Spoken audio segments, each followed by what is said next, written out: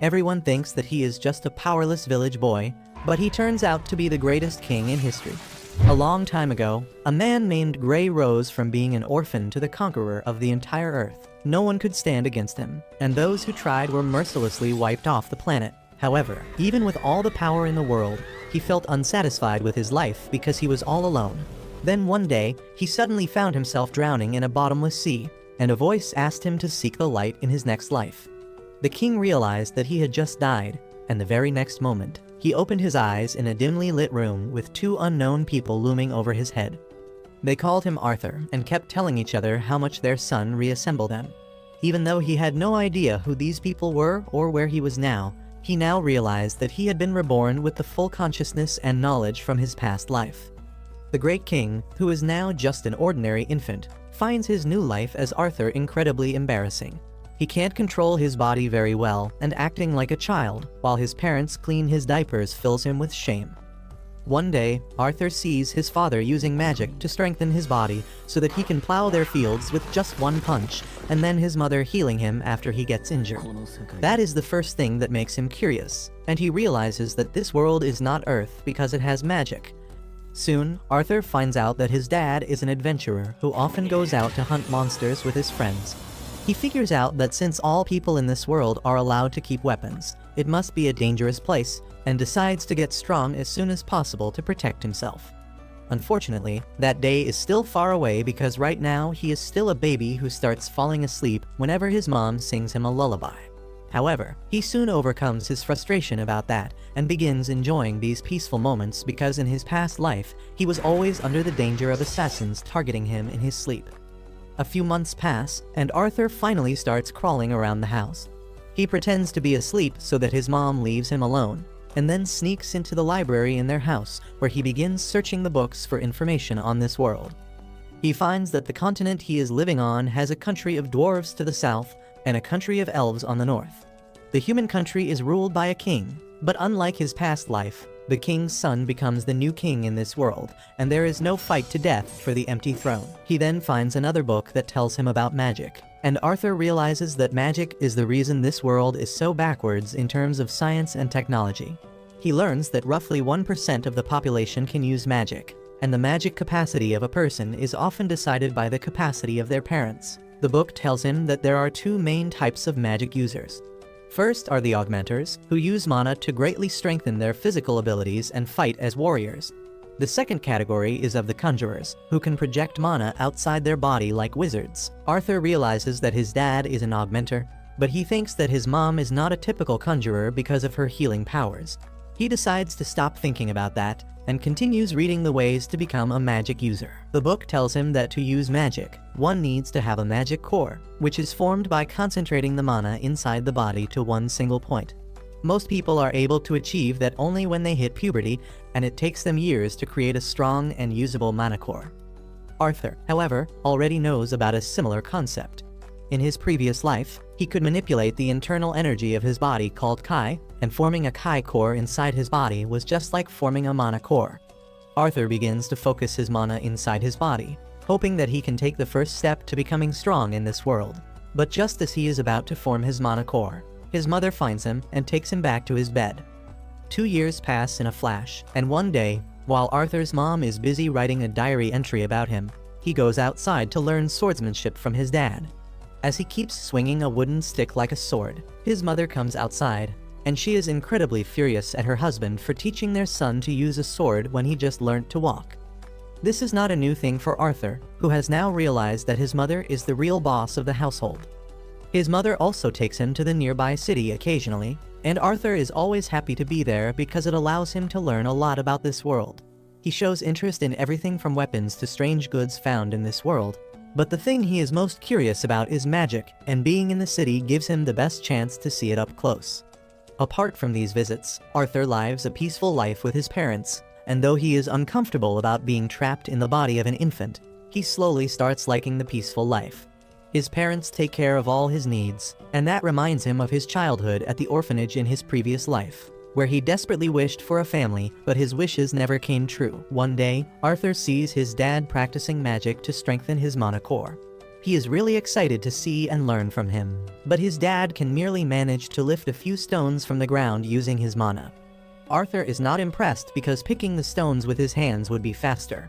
But then his mother comes to him and tells him that it was not his dad's best shot, and he performs better from the second round onwards. Arthur's dad concentrates his energy again to impress his wife this time, and release a series of powerful attacks that shake the earth. Arthur is really impressed by his dad's skills this time, and his mom is sure that when he grows up, he will also turn out to be a strong warrior. Arthur wants to try doing it right away, but his mom decides to take him away for nap time. They pass by the library on the way, and Arthur pleads with his mother that he wants to read the books. She sternly refuses him, but he gives her an innocent pleading look that she can't resist. In the end, she leaves him alone with the books while she goes outside to be with her husband, and Arthur starts focusing all the mana in his body to form his mana core, which he has been trying to do for the past 2 years. He feels that he is on the verge of a breakthrough. And then suddenly, his mana core is formed inside his body. As a result, a powerful explosion blows away the house, and Arthur's dad gets injured while trying to protect his wife. They both panic as they fear that their son is in danger. But when they go inside, they can't believe their eyes when they see Arthur floating in the sky with a golden glow. Arthur gives them a smug smile, declaring that can finally use magic now. He gets on the ground and starts walking towards them, when suddenly, the rubble from the roof falls towards him. He panics, fearing that this is going to be the end of his life, but both his parents lunge towards him to keep him safe from the falling rubble.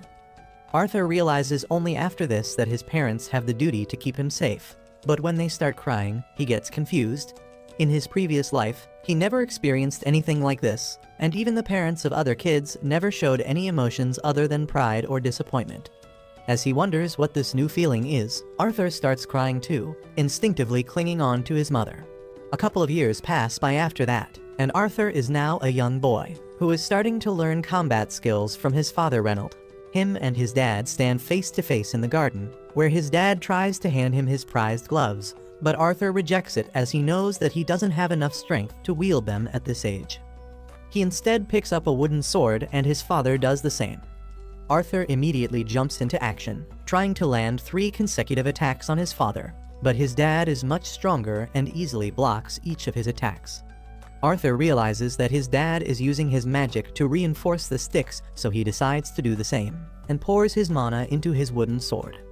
Soon after, he runs at his dad once again, who is surprised when Arthur's attack manages to break his stick in half.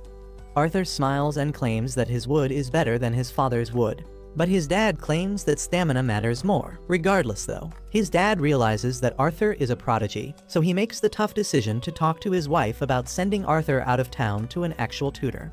His mother Alice is completely against it, as she doesn't want her sweet son to be ripped away from him since he is only 4 years old. Reynold argues that at just 4 years old, Arthur's wood is much more powerful than his own, which means that he should be trained by an accomplished warrior. But before they could come to a decision, Arthur chimes in, claiming that they should all go together. Even though it sounds like a pretty dumb idea, both the parents immediately agree, probably because the housing crisis hasn't really affected their world yet. A couple days later, Alice and Reynold's previous party members arrive to travel with them, and Arthur introduces himself to all of them. His parents' old party consisted of Adam, the leader, Angela, the big jugged woman, Dird, the average-looking man, Helen, the archer, and Jasmine, the manic pixie girl who seems suspicious of Arthur for some reason. Soon they decide to start moving, and Arthur learns that this world still uses a pretty primitive mode of transport, compared to his world where they got air Ubers to go everywhere. A little while later, they decide to sit down for a bit to eat. But that doesn't go so well when a bunch of wolf monsters appear out of the forest because of the smell of food. Jasmine immediately springs into action, grabbing 2 daggers and jumping into the fight, slashing any wolf who came in front of her, while Reynold, Adam, and Helen all kill some more wolves with their own weapons. Meanwhile, Dird and Angela use their magic to completely destroy the remaining beasts. That night, they feast on the flesh of the monsters, and after a while, Alice notices that Reynold is still bleeding from his arm and decides to heal him. The rest of the party members immediately stand up from their positions and create a protective circle around them, which confuses Arthur. But he soon gets to know that Alice is a very special mage, who has healing magic which is extremely rare. Because of its rarity, Alice is always at threat of being captured, and that was one of the reasons that they moved to the countryside, in order to stay below the radar. Thankfully, the healing magic works without any issues, but after that, Adam decides that he needs some exercise and asks Arthur to train with him. Arthur agrees to the training, while Adam wraps his sharp spearhead with some cloth to prevent any damage. They get ready for the sparring session and charge up their weapons with mana.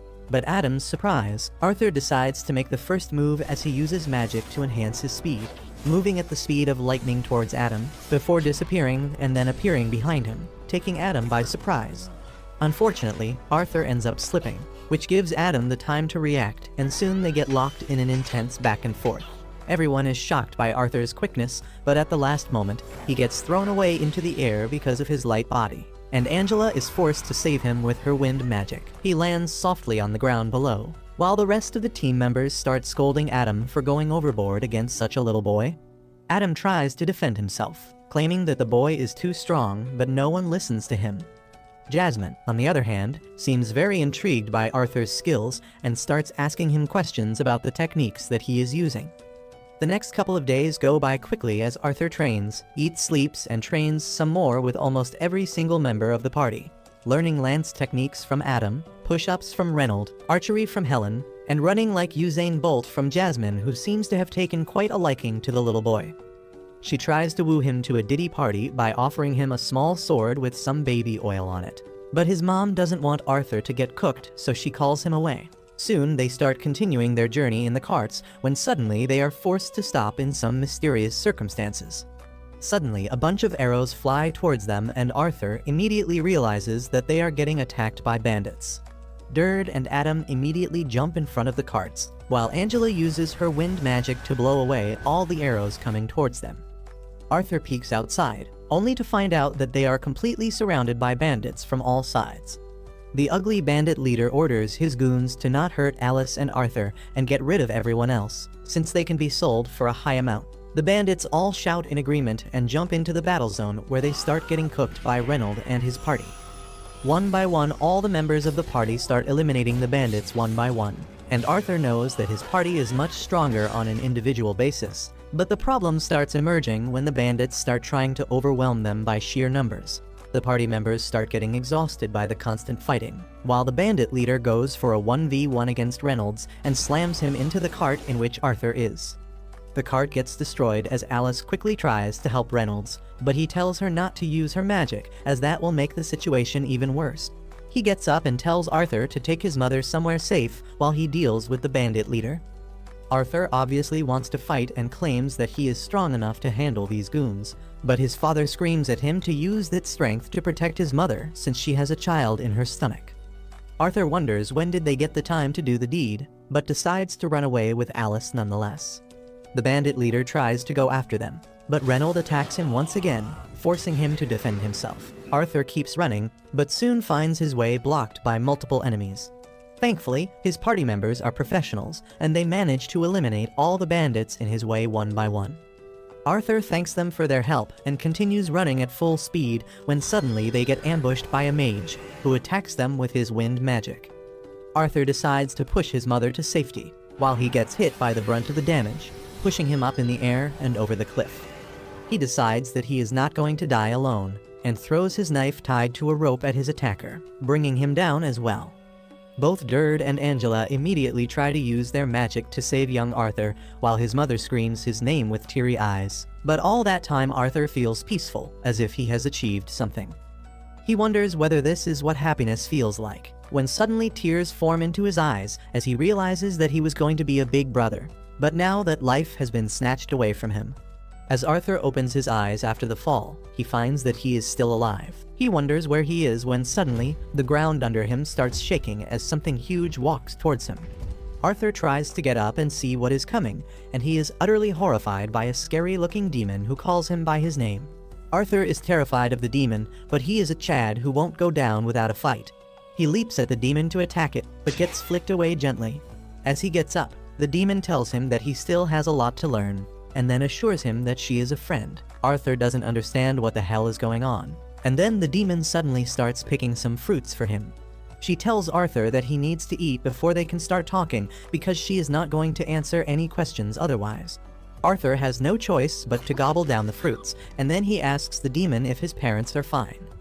She shows him a scene of the road where his parents and their friends fought the bandits, and it is full of the dead bodies of the bandits. The demon tells Arthur that everyone he knows is alive, and they continued their journey days ago safely. Arthur is moved to tears as relief fills his heart on hearing this. He then asks the demon her name so that he can thank her properly, and she introduces herself as Sylvia.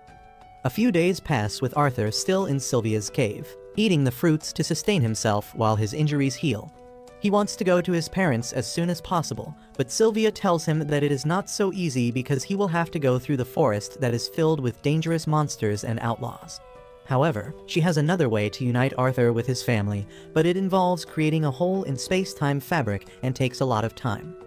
Arthur understands this, and while Sylvia prepares the hole in space and time, he continues to train his skills.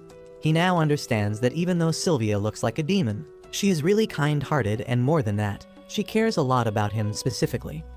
One day, as Arthur is working on his mana core, Sylvia decides to teach him a trick humans don't know.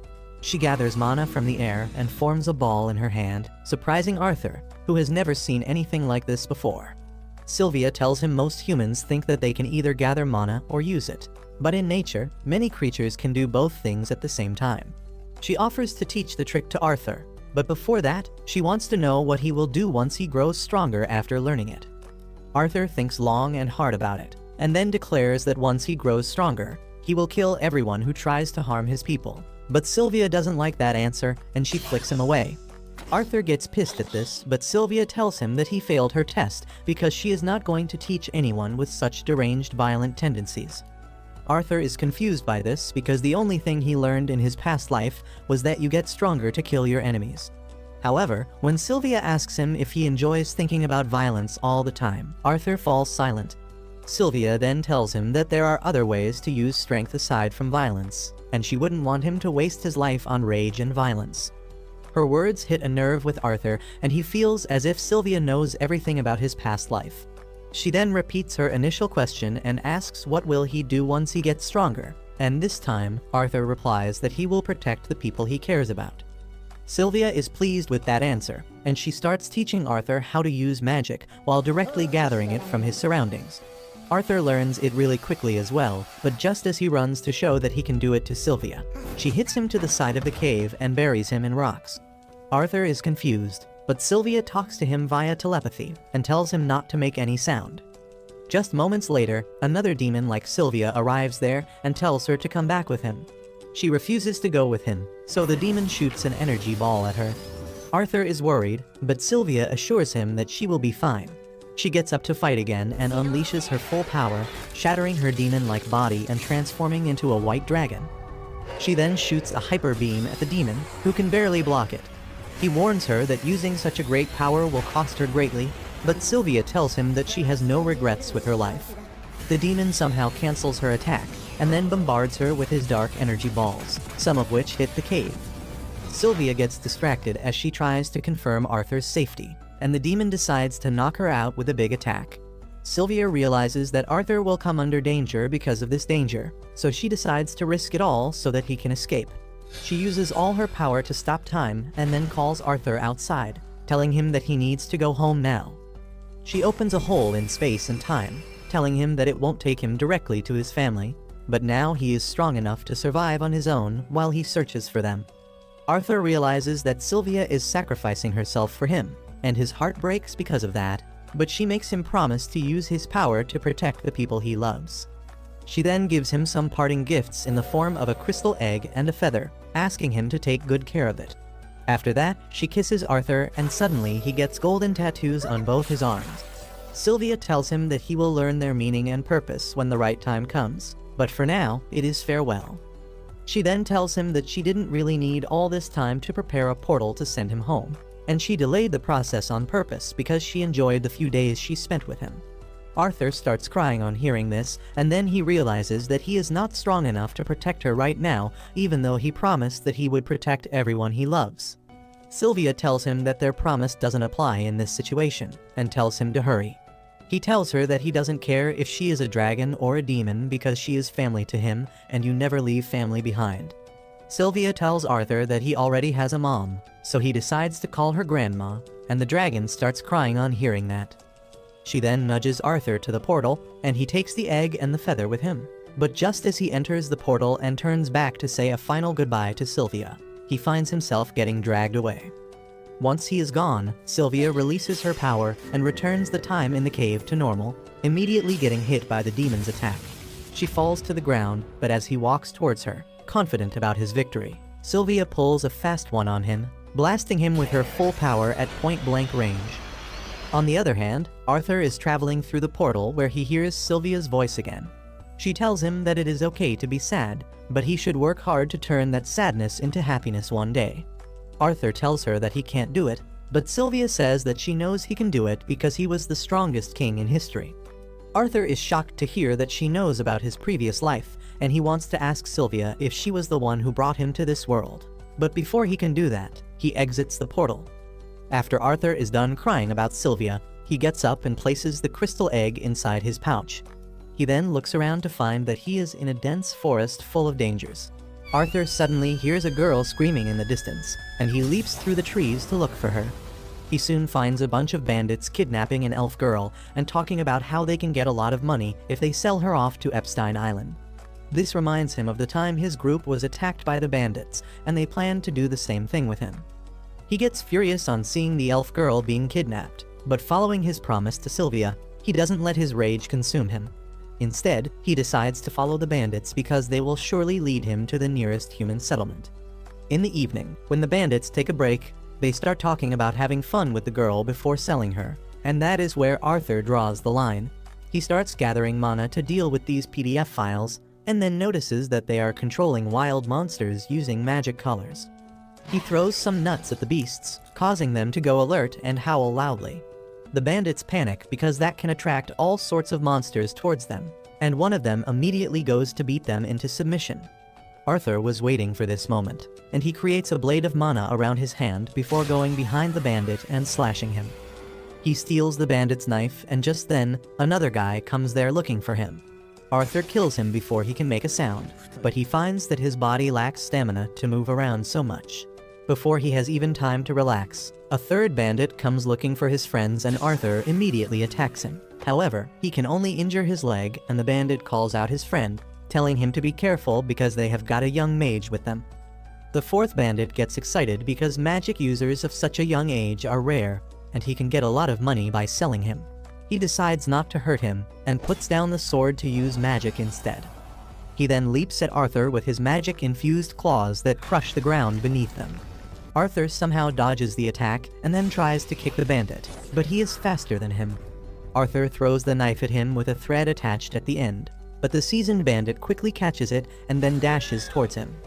He kicks the boy with enough power to knock him down and then holds him upside down, but then Arthur uses fire magic on his leg, forcing the bandit to drop him. Before the bandit can recover, Arthur throws the knife at him again, and this time, he swings it around his neck so that he can't dodge the blade as it pierces his forehead.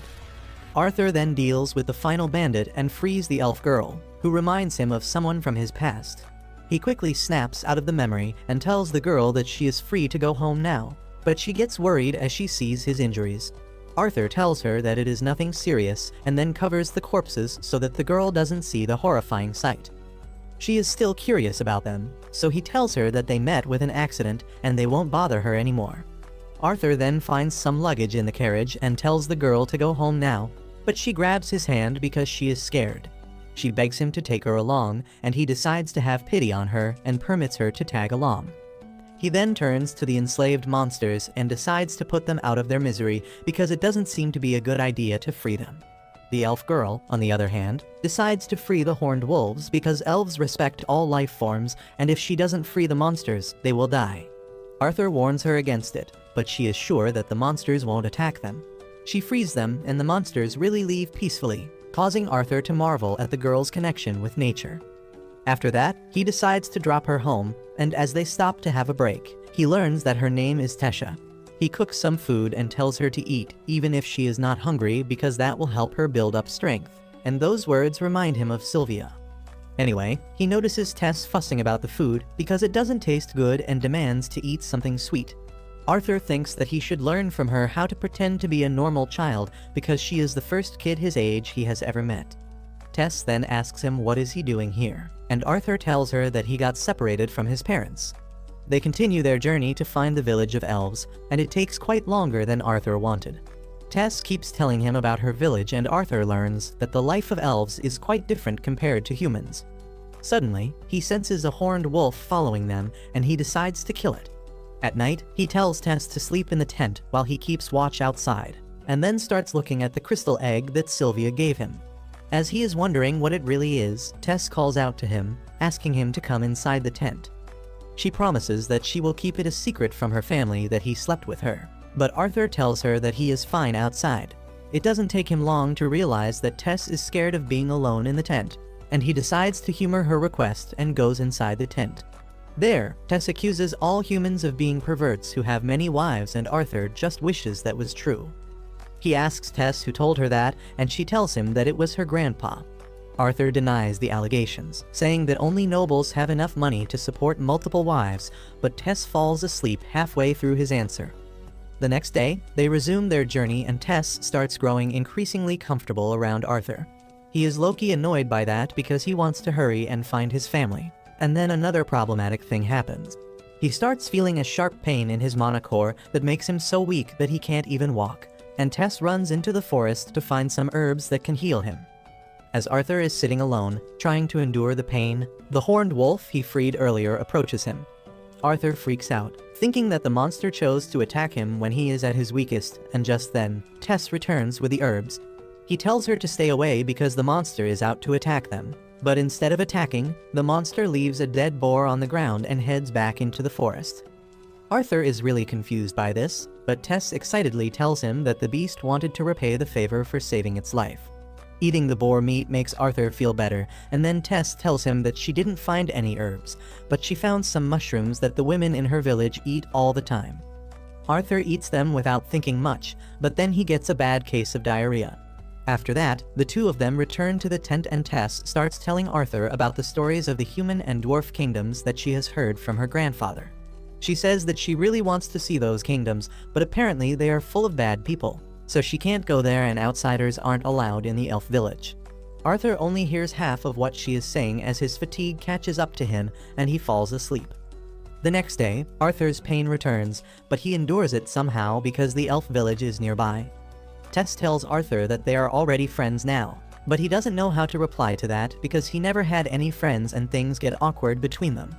Arthur starts remembering the closest person he had to a friend in his old life and how he killed her, when suddenly, Tess starts screaming with excitement as she sees the door to the elf village. Arthur is shocked to see it, but Tess holds out her hand towards him, telling him to come with her. He takes her hand and goes to the elf village, where a bunch of guards arrive immediately, sensing an intruder. Arthur doesn't even understand what is happening as the guards arrest him, and as he sees an indifferent look in Tess's eyes, he wonders what is going to happen to him now. As Arthur sees Tess remain silent despite his pleas, he realizes that he was too quick to trust her. Even though she called him her friend in the forest, Arthur thinks that words don't mean anything at all in situations like this. He panics, thinking that he should have been more careful, and the elf soldiers draw their weapons to kill him. Tess immediately springs into action as she processes what is happening and asks the guards to stop. They tell her that Arthur is a dangerous human, and they must eliminate him before he harms them. Tess tells him that Arthur is her friend who saved her, but the guard refuses to believe her. Instead, he accuses Arthur of brainwashing Tess when suddenly, a powerful voice tells him to shut up. Suddenly, a portal appears in front of them, and an old elf steps out of it, telling the soldiers to let the boy go at once. As Tess goes to check up on Arthur, she lashes at the soldiers for threatening him, but the old elf, who is her grandfather, tells her that their reaction was fair considering that a human had come to their kingdom with the missing princess. The elf then introduces himself as Virion, the former king of elves, and thanks Arthur for saving his granddaughter as well as the princess of their kingdom. This is news for Arthur, and he has a hard time believing that this dummy is a princess, but she gives him a smug smile. Virion asks her if she didn't tell her friend about her royal status, and while Tess says that she did, Arthur can bet that she did not. Just then, her parents arrive there and Tess runs into their arms. Her dad looks at Arthur and, like any other racist elf, he tells the soldiers to kill him immediately. But Varian explains that despite being a human, Arthur saved Tess and escorted her home. Tess also speaks up for him and strong-arms her dad into letting Arthur come to their castle. Varian tells Arthur that they need to have a chat later, and he feels some mysterious power from the old elf. With that, Tess grabs Arthur's hand and starts running through the city. He is amazed to see it, but the elves keep staring at him with anger and hatred because of their long history of war with humans. Arthur is not concerned by that, but he is concerned about the cold expression on Tess's face when he first asked for her help. He is also confused by his chest pain and decides to be more cautious going forward. Soon, they reach the castle and Tess asks all the maids to serve Arthur with everything they have got. She begins planning out his stay at her place, but Arthur feels that he should tell her parents about their journey before anything else. They allow him to speak to them, but Tess gets him a seat at the table and also orders tea and snacks before they can continue. Arthur wonders if it is all right for a human to receive such treatment. And then Tess's dad, Alduin, introduces himself and his wife Muriel. Arthur properly introduces himself and greets them, and Alduin is quite impressed with his manners despite his poor background. With that, Arthur begins telling the story of how he rescued Tess from the slave traders, and her family is enraged when they hear about it. They begin to curse humans for that too, but Arthur tells them to curse the profession and not the race. Varian asks him how did he free Tess from the slave traders, and Arthur reveals that he is a mage. The king finds it hard to believe that he could defeat the slave traders, and the elf soldiers are even more vocal about this. They accuse Arthur of fooling Tess once again, but Varian tells them to stay back until they are ordered. Tess also comes forward in support of Arthur, narrating the things that she heard the bad guys say. Her mother hugs her to comfort her, and then her father tells Arthur that he believes his story. Arthur then asks Alduin to send him back to his family as a way to repay him for saving his daughter's life, but he calls that demand unreasonable. He says that he doesn't want to help the barbaric humans, but Arthur replies that if he acts like this, he will be behaving like a barbarian himself. Alduin gets cornered on hearing this, but he still refuses to help Arthur. Suddenly, Tess starts staring at him to emotionally blackmail him. Alduin folds quickly and tells Arthur that normally, the gate to the human kingdom can be opened only once every 7 years, but they can't keep him here so long, so he will send some soldiers to escort him home. Arthur is glad to hear this, but then suddenly, the pain in his chest returns with a greater intensity than ever. He somehow endures the pain throughout the day, and at night, he goes to the balcony of his room to get some fresh air. He sees Tess playing happily with her parents in a room nearby, and that reminds him of his own parents. Arthur wonders if they are all right, even though he believes that they are strong enough to survive the attack of the bandits. He misses them and wonders if they will be as happy to see him again as Tess's parents are right now. He gets miserable the more he thinks about them, and Tess notices this. She immediately runs to see him and apologizes on the behalf of her family for everyone being rude to him. Arthur replies that it is all right, and then taunts Tess that she should go back to her family and get spoiled rotten by them. Tess gets offended by this and tells him that his parents will treat him the same way once he returns to them, and this makes Arthur worry even more. He seeks validation from Tess, asking if his parents will really be glad to see him despite everything. Tess suddenly grabs his face, telling him that it is obvious that his parents will miss him because he is not with them. She tells him that she is already missing him because he is going home soon, and Arthur is left speechless. Just then, the glowing petals of a flower that look like fireflies start floating in the air, and both of them get lost in admiring their beauty. Suddenly, Arthur remembers the cold look on Tess's face, and he wonders if something was wrong with her then, or if he was seeing things. He decides to stop thinking about it and live in the moment for just a bit, when suddenly, he senses an attack coming towards Tess. He quickly blocks the attack and then dashes towards the attacker, only to find that it is Varian. Arthur lashes out at the old elf, asking if he wanted to kill his granddaughter, but Varian asks him if he can really kill someone with petals. Arthur opens his hands and finds some glowing petals there, and then Varian praises him for blocking the attack and then responding immediately. He is now sure that Arthur indeed fought the slave traders, but Tess gets mad at this because she thinks her grandpa is bullying her friend. However, Varian assures her that he doesn't plan to bully anyone, and he just finds Arthur quite interesting. He summons a small wooden sword and passes it to Arthur to test his skills before putting Tess on the lawn. Varian signals Arthur to start, and he immediately charges at him. He tries hitting the old elf, but finds that he is quite fast. No matter how much Arthur increases his speed using magic, he can't land a single hit on Virion. The old elf then blocks one of his attacks, shattering his sword in the process. One piece from the sword flies right towards Tess, and Arthur throws the hilt of the sword to deflect it. Virion is taken aback by his skill, and using this chance Arthur decides to defeat him using a body blast. However, Virion blocks it purely on instinct. Arthur is not willing to give up either, and he charges at him again, hitting him in the forehead. Virion is really impressed that Arthur got in one hit, and he tells him to get ready for round 2. But then Tess suddenly assaults him from behind and tells him to stop bullying her friend. Virion tells her that he was not bullying anyone, and instead, if he held back, Arthur would be the one bullying him. Arthur thinks that the old man doesn't really believe what he is saying, but he politely thanks him for overestimating him. Virion tells him that he is not overestimating him, and if he is really grateful, he should become his student. Arthur is shocked by this offer that came out of nowhere, and he tells Virion that he can't stay here because his parents will be worried. The old elf replies that there is a way to let his parents know that he is safe here, and before Arthur can even ask about it, the chest pain resurfaces, bringing him to his knees. Virion had noticed this earlier too, and now he is sure that Arthur has inherited a beast will. He tells the boy to become his student, or he is going to lose his life before he can get a chance to meet his parents. Later that night, as Arthur is sleeping, he suddenly feels the same sharp pain in his chest. He tries hard to subdue it, but the pain keeps on increasing until it rips through his body and manifests in front of him. Arthur opens his eyes and sees a dark figure looming over him menacingly. He is instinctively afraid of the dark monster, but deep inside, he starts analyzing it like a therapist. He wonders if the monster is the personification of his anxiety or his heavy responsibilities, and starts screaming as the monster approaches him, but then he hears Tess telling him to wake up. As Arthur wakes up from the nightmare, he sees Tess sitting on top of him and cheerfully wishing him good morning. Arthur doesn't want to see her annoying face first thing in the morning, and he tells her to leave him alone because he couldn't even sleep properly because of the monster in his dreams. He tries sleeping again, but Tess gets angry, thinking that he is calling her a monster. She tells him to wake up because her grandfather is waiting for him.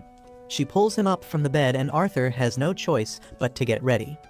Tess then asks him if he is really going to stay with her, and he replies that he is not sure yet. But Virion has something to show him that can change his mind, and Arthur wants to make his decision after that. Soon after that, Arthur and Tess go outside, where King Alduin is trying to convince Virion that a human cannot be allowed to stay in the Kingdom of Elves. However, Virion doesn't listen to his arguments and gets in his carriage, saying that he likes Arthur, and that is the end of the story. Just then, Tess also jumps in with her usual "Arthur saved my life" melodrama, but her dad tells her to shut up because it is not about her anymore. Well, Virion tells him to shut up as he invites the kids into his carriage, and together they ride to see a friend of the old elf. Virion and Tess start meditating inside the carriage, and Arthur gets bored, so he asks Virion how long the journey is going to take. Just then, Tess falls on his shoulder because she was sleeping and not meditating, and Virion says that she woke up early today because she wanted to come along with them. He says that because Tess is the sole heir of the royal throne, she has never had any real friends all her life. She doesn't trust people easily and hides her emotions from most people, but she is really comfortable with Arthur. Virion thanks Arthur for that because when Tess is with him, she smiles freely.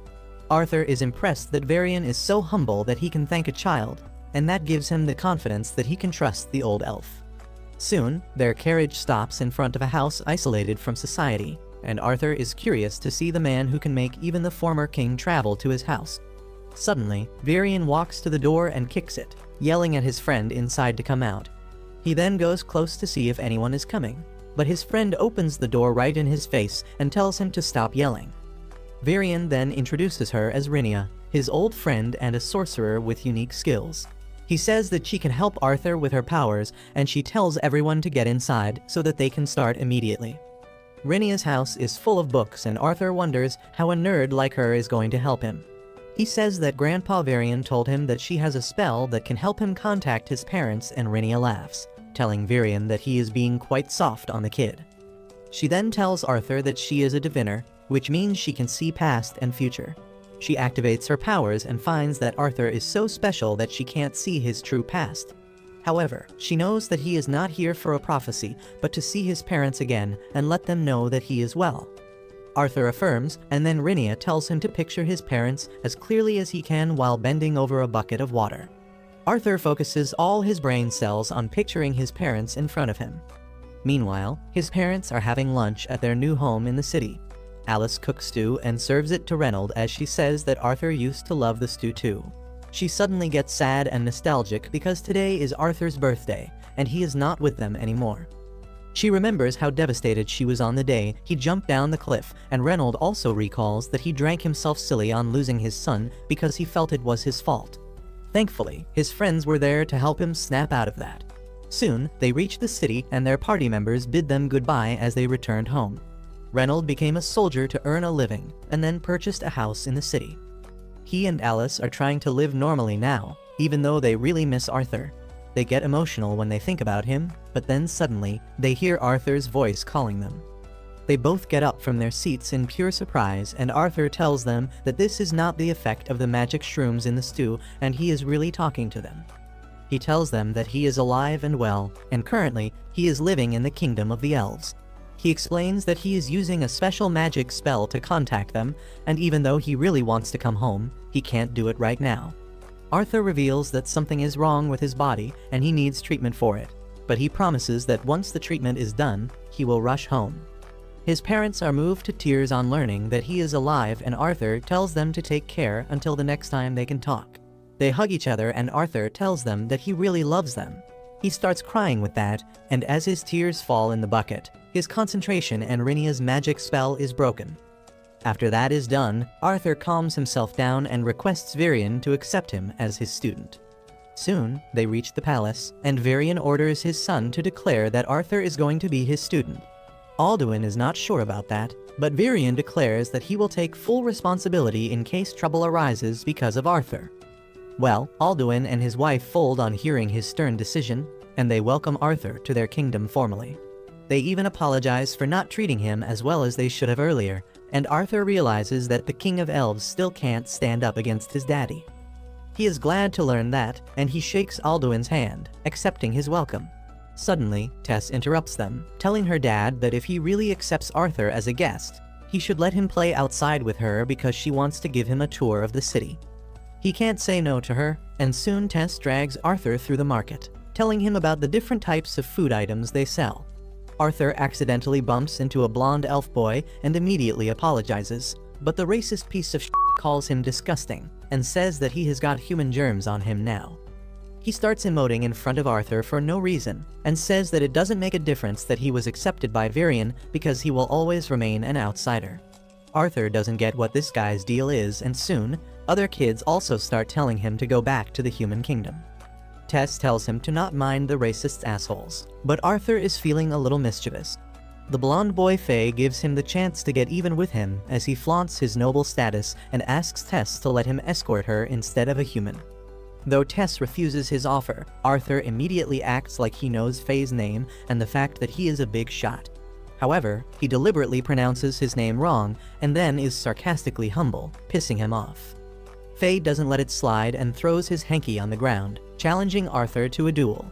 Tess tries to stop him, saying that even if he is a noble, he won't be spared if he causes trouble with her grandpa's student. Faye tells her that his dad taught him never to let anyone get away with insulting him. He taunts Arthur, asking if he is going to run away like a coward because his actions also reflect the honor of his teacher. However, Arthur is surprised because a duel seems to be a very common thing in the elf country and no one is trying to stop them.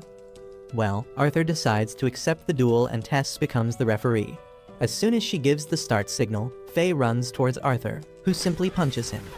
Faye is knocked out cold with just one hit and Arthur feels disappointed because he was expecting more after all that trash talking. Tess says that it was bound to happen this way and then grabs Arthur's hand, running away with him to avoid the commotion. They have some snacks in the market, visit the library and some shops, and after that, they return to the palace to chill. Tess asks Arthur if he is excited about his training, but he doesn't seem too interested to talk about it. Earlier, Varian clearly told him that his training would be really hard, but if he can endure it, he will see great results. Despite that, Arthur agreed to take the training, and he finally gets some sort of excitement to show to Tess. He tells her that he is really hyped about the training and he will work hard to take charge of his future in his own hands.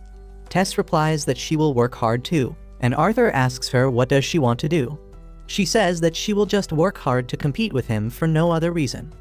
The next day, Arthur's training under Virion starts and 3 years pass by in a flash. Tess and Arthur's relationship is the same as ever, and she still comes to wake Arthur up every morning. But now she uses mana on his feet, causing him to feel immense pain and wake up screaming and complaining. The two of them head outside, where they see the king and the queen leaving for a meeting. As Arthur is busy wondering where they are going, Tess suddenly holds a burger in front of him, telling him to eat this delicious meal made by a 10-on-10 baddie. Arthur gladly takes the burger, but he teases Tess, asking her who is the baddie that made it, and it offends her. She attacks him and Arthur dodges her attacks all the way to the training ground where Virion is waiting for them. He tells them to fight properly and tosses them wooden swords, but he knows that Arthur is now ready for the second stage of his training. After the sparring session is done, Tess is on the ground, completely exhausted. Meanwhile, Virion lectures Arthur about magic, saying that after one stabilizes their mana, they can obtain one of the 4 fundamental elements of magic.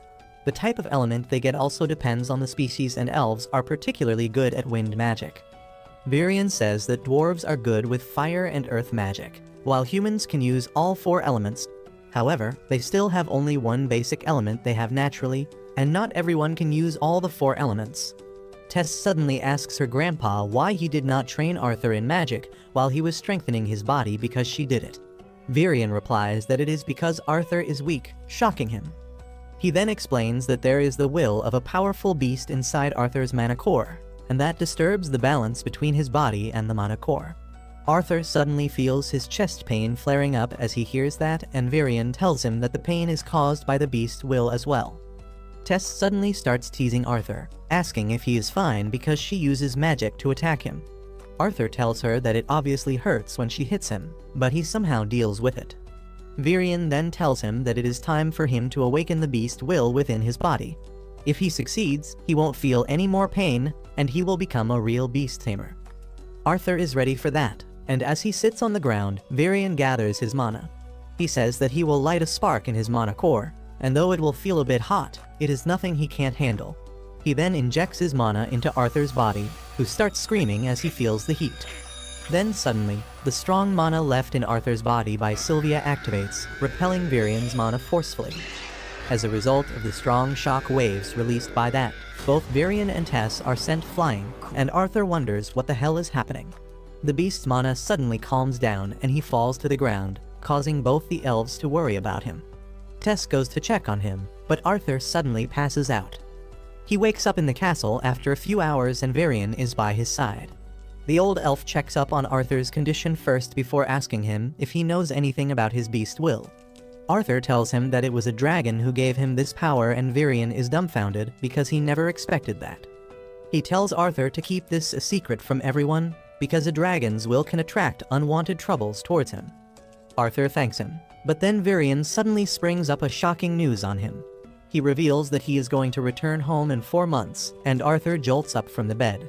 He says that he was supposed to stay here for 2 more years before the portal to the human kingdom opened. But Virion says that a cultural exchange event is going to be organized for the young people of the 3 kingdoms, and because of that, the portal to the human kingdom will be opened. Arthur gets sad on hearing this because he has grown quite attached to this place. Virion pats his head, telling him to get some rest, because his training is going to become more intense starting tomorrow. Arthur asks him if Tess knows about it, and he replies that she is being informed by her parents. That night, as Arthur is in the bed, thinking about his early departure, the crystal egg that he has been carrying for 3 years starts shaking. He gets up startled, and as the egg cracks, he fears the worst. However, when a cute little baby dragon comes out of it, Arthur is smitten by its innocence. He decides to play with it, but then the baby dragon bites him and leaves a magic mark on his arm. Arthur is confused about what is happening, but he forgives the baby for biting him since it is cute. Suddenly, he hears the baby dragon talking to him through telepathy because of the magic mark, and Arthur can understand everything it says. The baby dragon calls him Papa, and he decides to name it Sylvie after Sylvia. The next morning, as Tess comes to wake Arthur up, She finds Sylvie sleeping next to him and freaks out. Arthur wakes up immediately, wondering what the hell is happening, but when he sees Tess hugging Sylvie because she finds her too cute, he decides to go back to sleep. Soon after that, they head to the training ground, and even though Tess really wants to hug Sylvie again, the baby dragon doesn't seem to like her. They reach Virian's location soon, and the old elf almost dies from a heart attack on seeing a real dragon. He then hears Arthur's story about how the baby dragon hatched from the egg after he managed to awaken Sylvia's beast will. Virian knows that he will be in a lot of trouble if people find out about the dragon, so he asks Arthur to claim that it is a rare mana beast. He thinks that it will be enough to fool most people because everyone thinks that dragons are not real. After that, Virian says that since Arthur is a beast tamer now, they will train both his mana core and his beast core from now on. He declares that there is no better training than actual combat, and decides to unleash his true power as a beast tamer. The old elf releases a tremendous amount of mana that completely covers him, and when it calms down, he emerges as a monstrous being made of black aura. Arthur is aghast on seeing this transformation, and he instinctively tries to protect himself even though Virian isn't even planning to attack him. The old elf suddenly moves behind him, tapping his shoulder, and by the time Arthur turns around, he is gone, leaving only 2 black footprints on the ground. He begins sweating because he can't even tell where Virian is right now, and he immediately surrenders. Virian appears behind him, and as Arthur tells him that he will need to pay for his therapy after showing him that monstrous form, he returns to his normal self. Arthur says that he couldn't even sense his presence, and Virian explains that his tamed beast is a shadow panther that can manipulate wind and sound extremely well, but it drains his mana really quickly. Virian then hands him his sword, saying that now his real training begins. Over the next few days, Arthur spends his time meditating to control his beast core and then sparring against Virian's monster mode. He is able to draw the power from his beast core, and the pain in his chest completely vanishes. He becomes stronger really quickly, and he spends all his leisure time like a normal kid. A few weeks later, Tess takes Arthur to the market again, and he bumps into the arrogant brat named Faye there.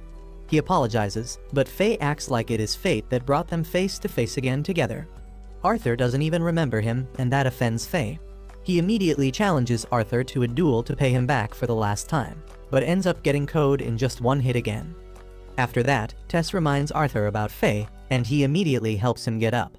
Faye takes his hand a bit reluctantly, but his friends tell him to stop acting like a tsundere because they always knew that he wanted to be friends with the human. Arthur then asks Faye and his friends if they are going to be a part of the cultural exchange event too, and they agree because all the noble children are going. Arthur asks if Tess will be with them too, and they fall silent because they know she is not going.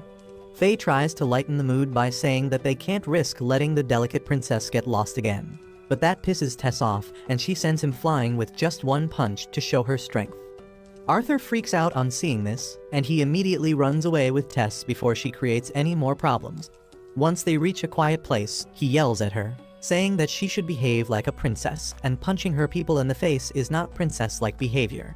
Arthur feels ironic saying that because he was a king in the past life, and he did more than just punching his subjects. But then Tess says that she has been too overwhelmed lately. She says that Arthur is going away soon, and she is upset about it, but he doesn't even understand her feelings and lectures her like an old man. She runs away with that, but Arthur suffers serious emotional damage on being called an old man. He soon feels bad about hurting her feelings, so he goes to her room at night with some fireflies and asks her to come on a walk with him. Tess agrees, but once they enter the forest, she starts getting nervous because they are not allowed to be there. Arthur tells her not to worry about it because he is going to keep her safe. They soon reach the place where they first met, and Arthur points out that the horned wolves they freed back then are still alive and healthy. After that, they start a fire in an open area and Tess starts feeling sleepy. She hallucinates a ghost in a twisted tree trunk and screams loudly, and Arthur starts teasing her about it. Tess then asks him about the human kingdom, and he replies that he doesn't know much about it because he didn't get the chance to see it. She says that she wants him to stay here forever, but before Arthur can give his answer, she falls asleep.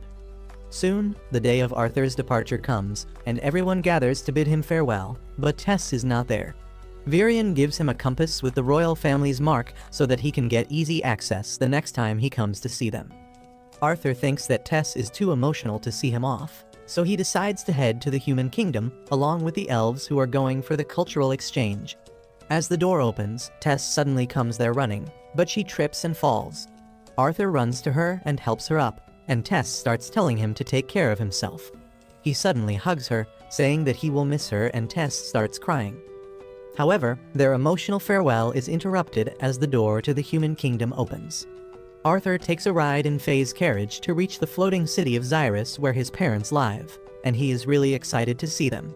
He goes to their address, and after preparing himself mentally, knocks on the door. His little sister opens the door for him, and his parents come running after her. Arthur gets emotional on seeing them, and with a bright smile on his face, he tells them that he is home. Alice and Reynold can't believe their eyes when they see Arthur in front of them, and they tightly hug him to welcome him back. Their daughter tells Alice that she shouldn't cry, and Arthur turns towards her, realizing that she is his sister for whom he was ready to sacrifice his life.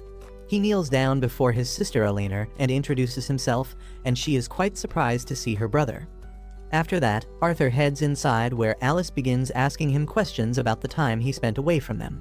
He assures her that he is fine, and even Reynold asks her to stop smothering the boy.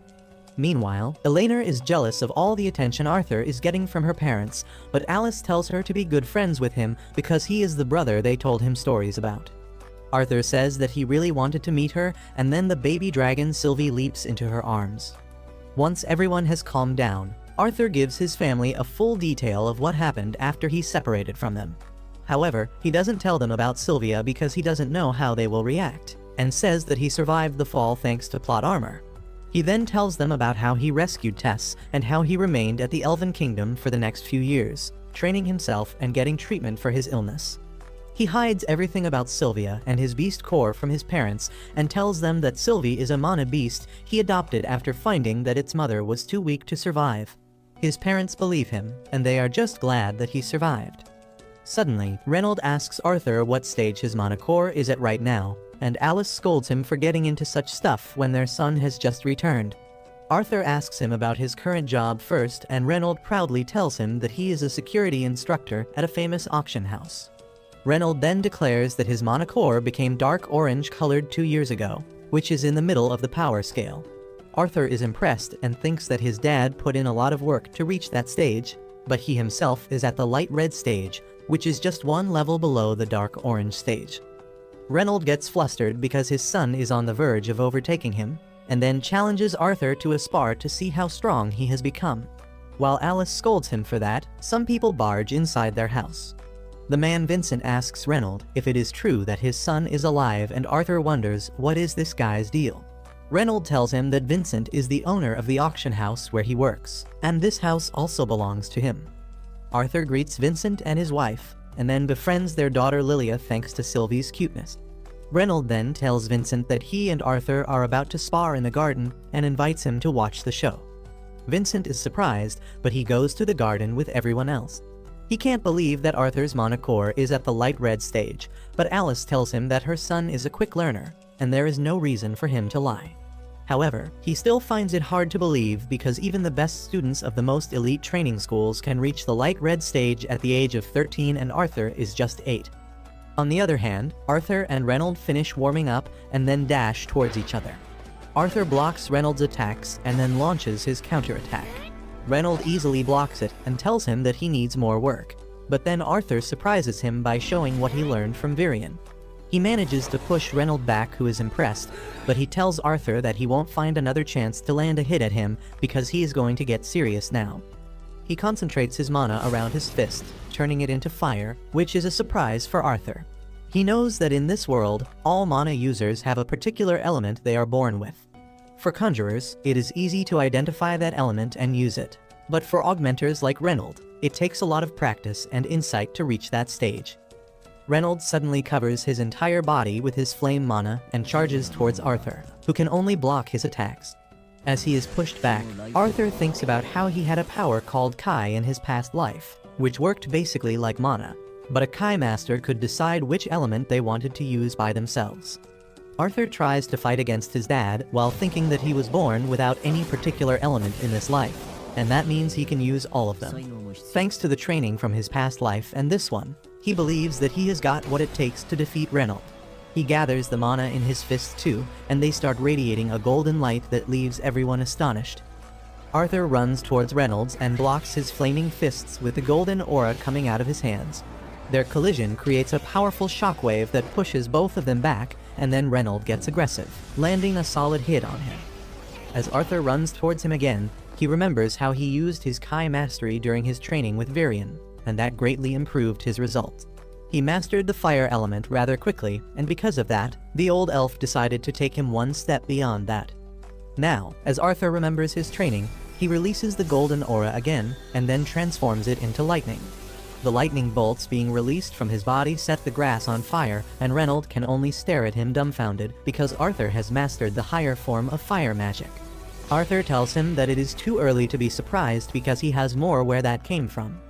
He suddenly uses water magic, manipulating the water in the fountain to attack Reynolds.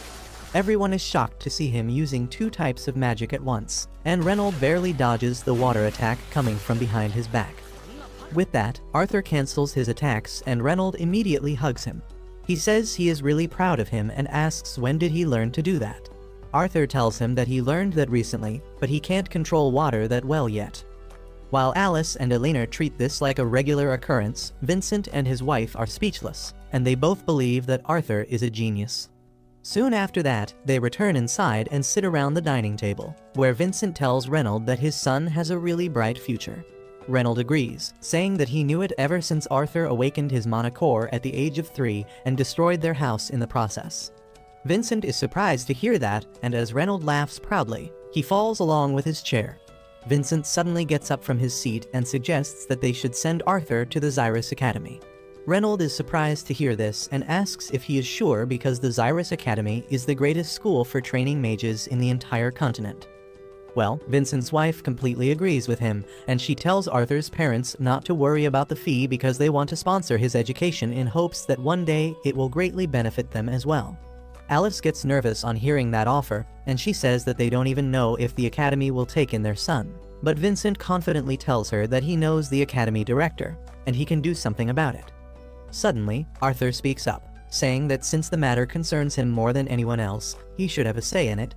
He says that he has just reunited with his family, and he doesn't want to get away from them so soon. Vincent understands his reasons, and then Arthur takes his leave, saying that he got too tired from the sparring match. He heads inside the building, but Lilia follows him because she has become a simp for him ever since she saw his power. She tells him that he is going in the wrong direction and tells him to follow her because she will take him to a better place. She takes Arthur to the kitchen in the basement, where she begins talking cheerfully with the servants and telling them to prepare some delicious meat dishes for her. The old maid tells her to watch her diet because she has gained some weight lately, and Lilia snaps back, telling her not to talk about her weight. Arthur is surprised to see this side of Lilia because she didn't speak much till now, and then one of the maids tells him that she always comes here to eat when she is stressed out. Arthur is curious about that, and the maid says that Lilia and her parents want her to awaken as a mage, and that puts a lot of burden on her. At night, Alice and Reynolds come to Arthur's room to talk some more. They tell him that they are really glad that he returned to them, and then add that they are really proud of him too. They claim that he will become a grand mage someday, and Arthur wants to tell them something about that, but they interrupt and tell him that they can talk about the rest tomorrow. With that, they bid him good night and let him sleep. The next morning, Arthur immediately runs to the hall upon waking up because some old friends are there to see him. They are the party members of his parents, and they are really glad to see him back. The mommy Angela hugs Arthur tightly till he can't breathe anymore, and then he shares a high five with the tank named Dird. Adam and Helen keep bickering with each other while welcoming Arthur back, and then suddenly, Jasmine begins frisking him for no reason other than the fact that she wants to touch him. She then hugs him, asking Arthur to forgive her because it is all her fault. After their emotional reunion, the party begins telling Arthur about their recent missions that were in far-off places, and as usual, they keep bickering about little things. After hearing them talk, Arthur realizes that there is so much about this world that he doesn't know, and being an adventurer is a good way to learn about it. However, as he looks at his family, he thinks that he is not ready to leave them again yet. Arthur starts training inside his room, trying to focus his mana to such an extent that even time seems frozen to him. However, he can't maintain that state for too long and collapses because of fatigue, as he begins to think that he must become stronger quickly to protect the people he loves, and just then Sylvie comes to cuddle with him. Arthur hugs her, but then suddenly, he realizes that she smells really bad, and he immediately proceeds to give her a bath. Once he is done with that, his family comes there and tells him that it is his turn to be groomed now. And before Arthur realizes it, he is in the chair of a guy who looks like he is definitely gonna groom him in more than one way. Soon, Arthur gets a new fade and his mom and sister start fangirling over him. He asks what was even the need for this, but Lilia's mom tells him that they are planning to take him to their auction house the next time, and they can't take him there when he looks so shabby. She then tells Arthur that today they will take him on a tour of the Xyrus city, and Alina immediately asks him to hold her hand.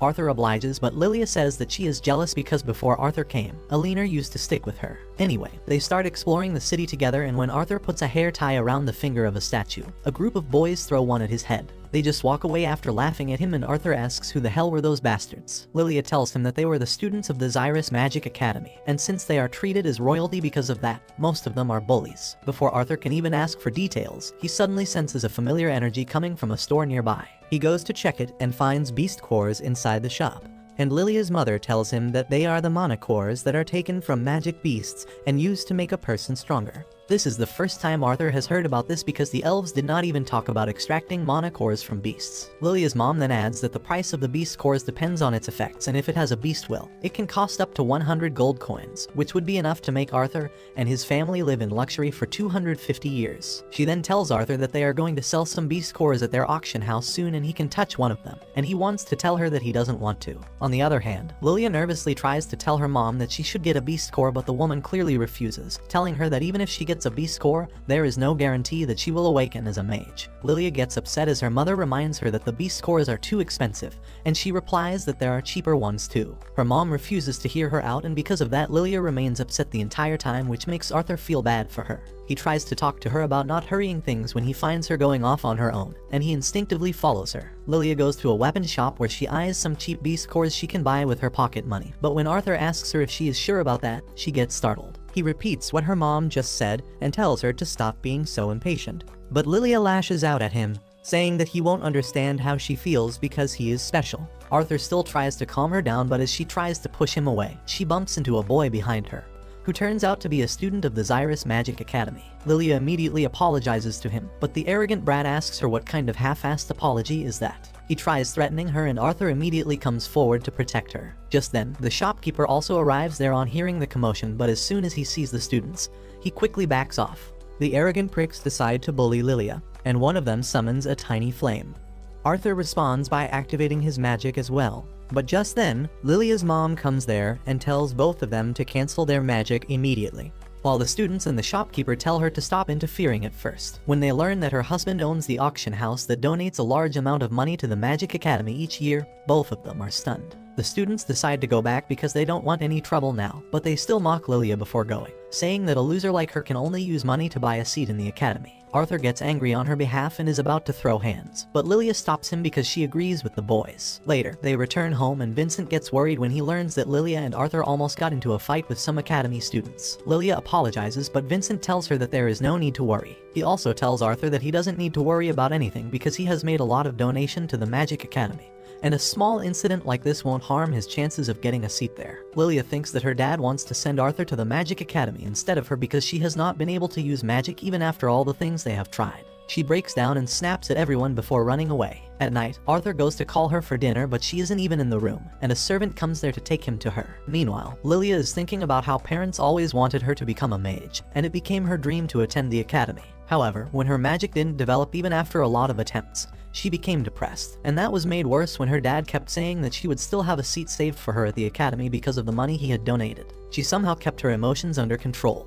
But then Arthur arrived in her life and her parents began thinking of sending him to the academy, and that was more than an insecure girl like her could handle. Arthur soon arrives at the kitchen where he finds Lilia dozing off, and he wakes her up. He tries apologizing to her but then thinks that it will only make her look arrogant in front of the girl. Suddenly, Lilia apologizes to him, saying that she was being jealous of him because he stole her dad's attention. She begins blaming herself for not awakening her magic and says that her parents must have lost hope in her too. Arthur pities the poor girl, and he immediately grabs her face, telling her to stop overthinking. He says that even he can tell how hard she is working, so her parents would know it even better. He tells her a story about Tess for no reason at all, and then says that the reason her dad or even Elena are so interested in him is because he is a new addition to their life, and they are just curious about him.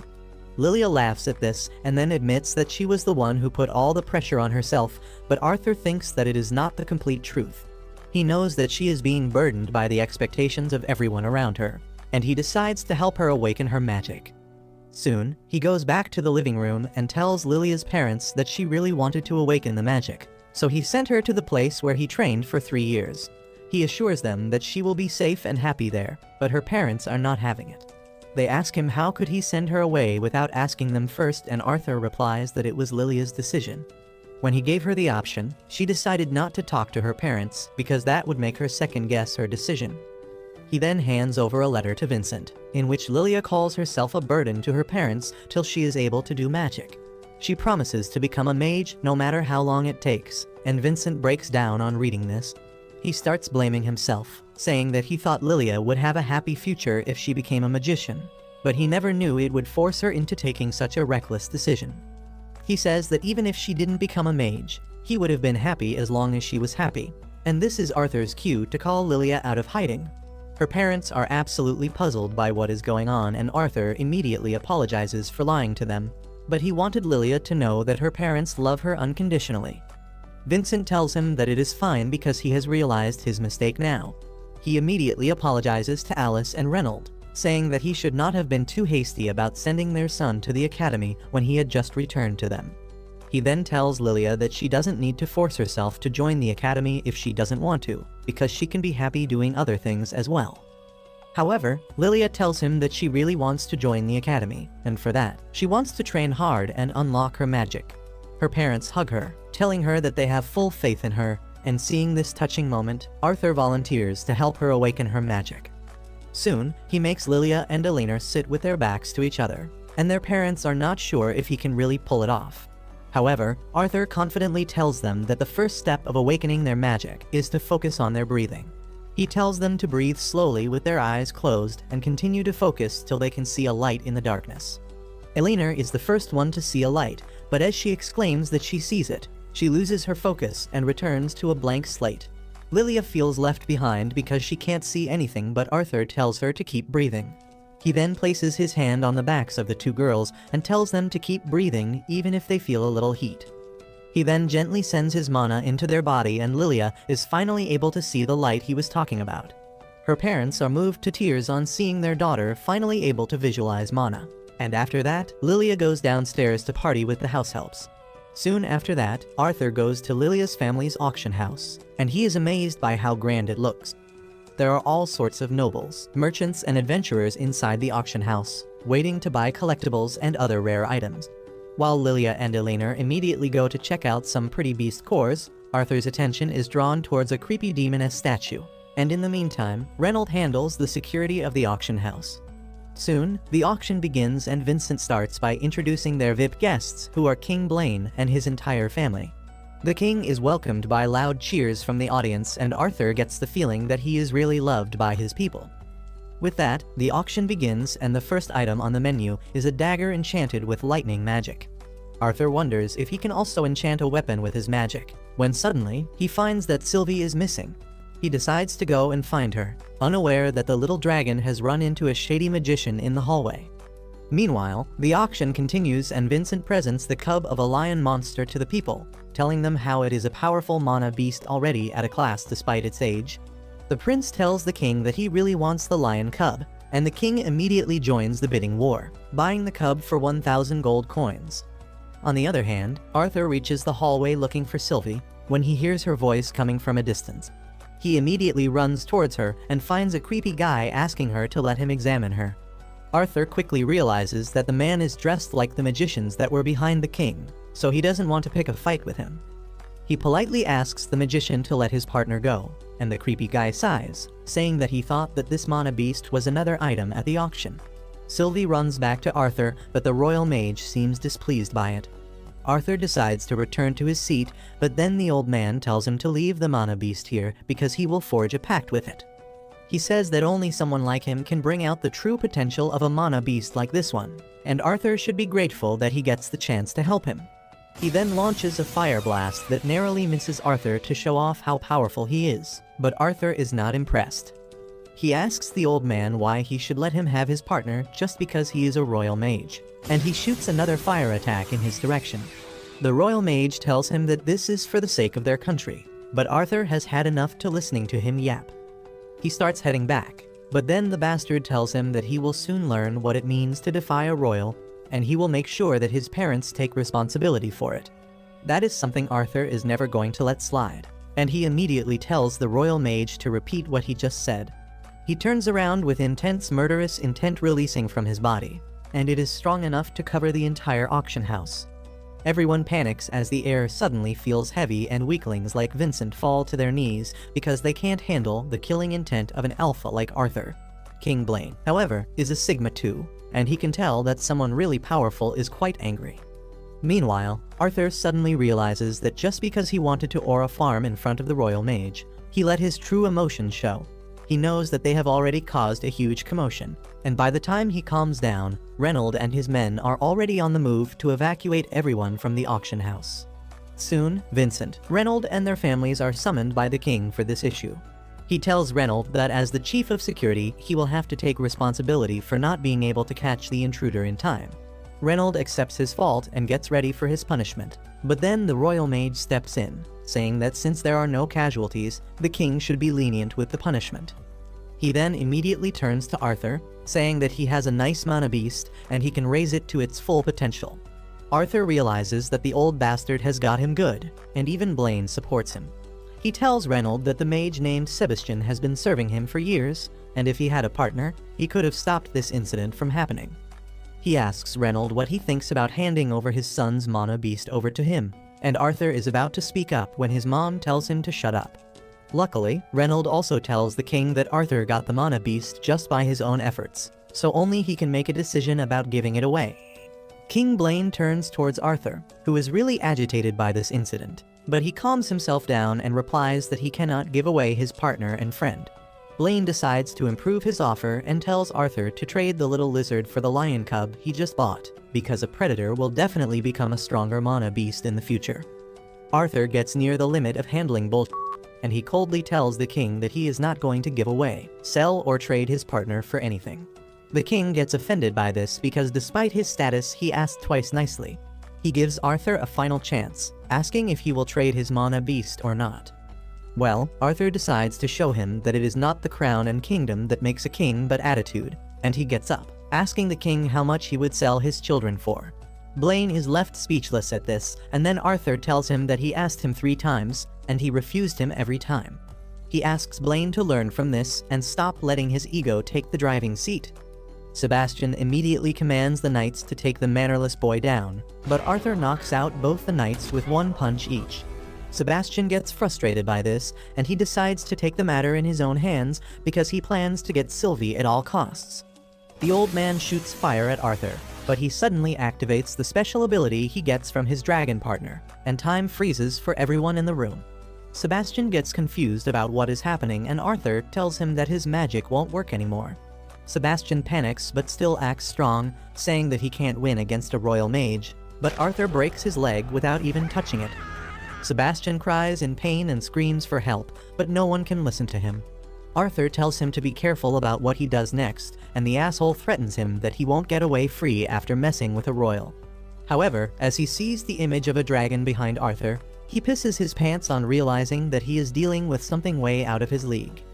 Just then, time starts moving again because Arthur got too exhausted by using his power. As soon as everyone regains senses, he collapses and his family freaks out. He wakes up a couple days later with a sharp headache and realizes that he cannot even freeze time for a few seconds without facing severe consequences later. He gets up from his bed when Alice comes to his room along with Sylvie, and she is really glad to see that he is up. Arthur asks her what happened after he collapsed, and she replies that everyone was worried about him, but the doctor told them that he would be fine. Alice says that she was worried despite hearing that, and Arthur asks her to take him to the market for a change of pace. She helps him buy some gifts for Elena, and Arthur immediately starts worrying about money because he is pretty sure that his dad lost his job. However, Alice tells him that she has a couple side hustles as well, so she has the money. Once they are done shopping, they return home and Arthur finds Reynold angrily discussing something with a guest. He asks what is going on, but Adam and Derd tell him to be quiet.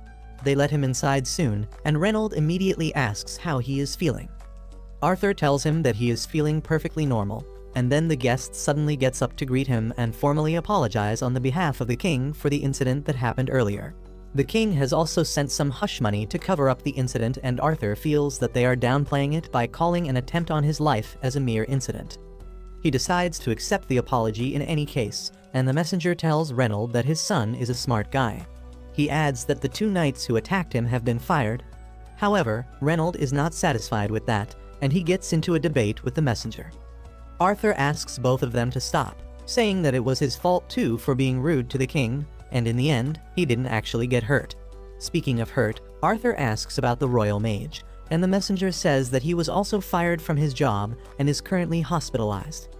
He says that as soon as Sebastian returned to his senses, he kept yelling that Arthur broke his leg. Reynold calls the cap because there was no one who saw that happen, but the messenger asks him to let him at least finish. He says that they concluded that the mana of the soldiers who attacked Arthur must have bounced back and interfered with the mage's spell, causing him to get injured. The messenger then says that while Arthur is talented enough to catch King Blaine's eyes, he needs to learn better manners because not everyone is as forgiving as their king. Reynold realizes that is true, and he accepts the apology as well as the money. He hands over the money to Arthur because he was the one who got attacked, and tells him to use it well. This incident makes Arthur realize that even though he has power to fight, he needs more than just that to keep himself and his family safe. He thinks that he needs authority and influence strong enough to even face off against the royal family, and in his mind, the Magic Academy is the best place to start gathering that sort of power. Arthur goes to the Magic Academy but not to take admission there. Instead, he rushes to the woods around the campus where the director of the academy is waiting for him after Vincent organized a meeting between them. Arthur really wants to make the best use of this chance because the director holds complete power over the academy, and her influence over the country's politics can rival even the royal families. The director is also pleased to see Arthur because she has heard a lot of good things about him from Vincent, and she plans to see if he really is as strong as she heard. Arthur tells her that he is ready, and the old lady uses her magic to create a barrier so that they cannot be detected by anyone else. She is already impressed when Arthur doesn't even flinch even when she used such a huge amount of mana, but he is just hiding the fact that he is impressed. He decides to show her a small fraction of his powers that will be enough to get her attention. He first uses wind magic to dig up some rocks from the ground and hurls them at the director. However, she simply stops them using earth magic and shatters them without any difficulty. Arthur is shocked, but he decides to use other elements since wind magic is his weakest ability right now. He uses earth magic to attack the old lady from all sides at once, but she deflects everything using wind magic. Next, Arthur decides to show her some of his close combat skills and charges towards her after enhancing his physical abilities, but the old hag easily blows him away with her wind magic. As Arthur falls to the ground, he realizes that he got code, but luckily that was enough to impress the director. She tells Arthur that he seems to overestimate his abilities, but other than that, he is really strong and skilled. However, she has one final test before she can accept him as a student. She tells Arthur to stay conscious even after taking her next attack, and then uses a powerful sound spell that makes Arthur feel like his head is being split into 2. He somehow survives the duration of the spell, and the director tells him that he passed her test. She tells him that she would like to take him as a personal student so that she can teach him everything she knows. However, as Arthur keeps staring at her, she asks him what does he want to say because he wouldn't need to come here and show his skills to her otherwise. Arthur tells her that she has the authority and power he needs to protect his family, and if she can do that for him, he is willing to join the academy and accept her as his mentor. The old lady is taken aback at his arrogant statement and says that even the king doesn't dare make such one-sided offers to her. Arthur tells her that he is confident that he is worthy of the deal, and he knows that she is thinking the same. The director is pleased by his attitude, but then Arthur tells her that he will join the academy only when he reaches the proper age. The old lady tells him that he will reach the required age to join the academy 3 years later, and if he joins now, he can become a lot stronger. Arthur tells her that he wants to live his life and experience the world because he still has time, and that is why he plans to spend the next 3 years of his life as an adventurer. The director thinks that it is not a bad idea, but she asks him if he has told his parents about it yet. Arthur replies that he will tell them soon, and she says that if he can convince them, she will accept his deal. However, things turn out to be more difficult at home than he imagined. His parents come to know about his plans to become an adventurer through Vincent before Arthur even has a chance to tell them. Alice gets mad because she doesn't want to send her son away after he just returned home. But Reynold gets the point that every man should have an adventure in his life. He says that maybe if Arthur has a guardian watching over him the entire time, he can become an adventurer. But Alice refuses to hear anything. Well, Arthur convinces her by promising that he will come home every few months, and if she wants, he can return more frequently. Alina is also upset that he is going to leave, but Arthur tells her that he is going to stay at home for some more time. Alice asks him why does he want to go on an adventure anyway, and he feeds her some diplomatic answers about how he wants to feel the same excitement as they felt back in their prime, when in fact, he just wants to try out his power and skills in combat. She is okay with that, but Reynold says that they should have a guardian with Arthur so that his safety can be ensured. He soon invites all his former party members over to lunch and asks who is willing to babysit Arthur for them. Adam immediately refuses, saying that he doesn't like kids, and he fears that one day Arthur might kill him in his sleep. Everyone agrees, but they also think it will definitely be Adam's fault. Reynold tells everyone that he can't pay them much for the job right now, but they tell him not to worry about it because all of them want to see Arthur grow. Suddenly, Jasmine, the groomer, volunteers to take up the job, and Alice is shocked because Jasmine hates being a bodyguard more than anyone else. She claims that she will do it for Arthur, and everyone agrees that she will be a perfect match because she is an augmenter who can use wind magic as well. Adam gives his approval as the party leader, and everything is sorted. Later that day, Arthur and family find Lilia meditating by herself in the living room, and Alina gets upset that she started training without her. Arthur is pleased with the results of their training, and he only hopes that Alina doesn't awaken her magic too soon because that would attract too much undue attention. After that, Arthur goes to the auction house to pick a weapon for his Adventurer Guild test, and Vincent tells him to feel free to look around. Arthur goes to the armory, and he is amazed by the large number of weapons there, but that soon turns out to be a problem because he can't pick anything. He finds that most swords here are two-handed, and even the ones that are to be held in one hand are too big for him. However, Sylvie soon finds something special for him. At first, Arthur thinks it is a rod stuck under a desk, but as he pulls it out, he finds it is too heavy to be a mere iron rod. He figures out that it is a sword, but he can't pull it out of its sheath normally, so he decides to use his augmenter abilities to draw it.